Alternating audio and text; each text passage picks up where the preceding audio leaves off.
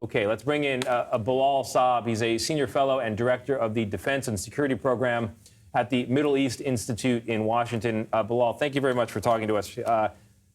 First, the denial from Iran is surprising to me because all you hear from the White House is that basically everybody in the Middle East, other than Israel, seems to work for Iran. Iran-backed militias seem to be in every country in multiple areas.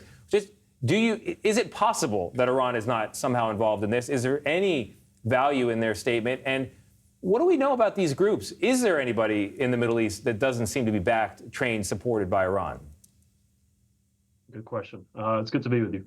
Look, it's about time we go beyond these questions of, is Iran involved? Was Iran behind the October 7 attack? I mean, when you provide over a long period of time material assistance consisting of weapons, training, lately targeting to the Houthis to strike all these ships at sea, and funding every now and then, you are involved, whether the Iranians are denying it or not. And this network that Iran has built over many years, I would say successfully, we don't talk about it academically anymore. We don't talk about it in theory. It is actually being put to use to further strategic Iranian designs. And so, of course, the Iranians are implicated. It doesn't matter what the details are. You don't provide that kind of assistance and then hoping that that assistance is not used. That's precisely why they're using them, to advance their interests and at the same time to drive the Americans out of the Middle East. That is their strategy.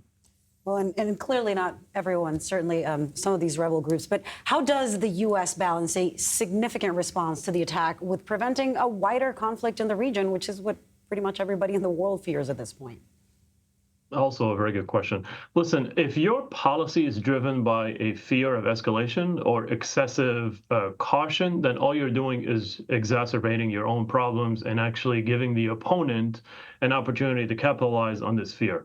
Last time I checked, the Iranians should also fear escalation, given the balance of power that dramatically tilts in the favor of the United States, of course. I'm not saying we should go about pursuing reckless policies, but at the same time, especially when it comes to issues of self-defense, to protecting core interests of the Middle East for decades, which is freedom of commerce and navigation, right? And now protecting the lives of our own troops. This is where you have to dramatically adjust your entire policy in the Middle East and start really asking the most basic questions beyond tactical issues, beyond targeting who do we schwack and who do we kill and who do we go after. The basic questions of how much do we care about the Middle East?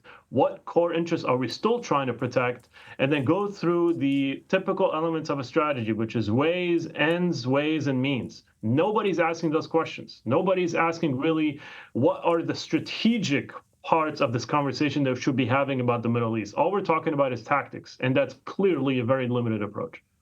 Yeah, very good points. Bilal Saab, Bilal, thank you very much.